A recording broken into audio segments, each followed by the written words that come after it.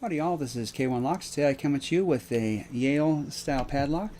You unlock this by turning it counterclockwise and then removing it from the bottom of it. Then to lock it up, you can then lock the key back up, wrap it around whatever you're going to lock up, tighten it up, and then it's stuck like Chuck.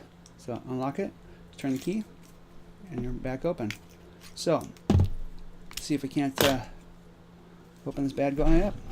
So again, this goes counterclockwise. We're using a short hook on this because I think the other ones are just a little bit too long to get into this. So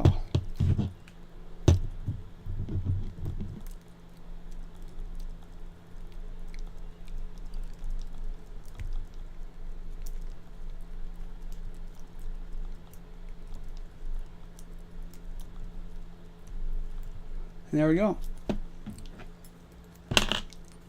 We got her unlocked. So it wasn't too hard, but then again, most of these old Yale locks aren't. You can see from the bitting, it's really not that eccentric. So this is K1 Locks saying be safe, be legal, and be the lock.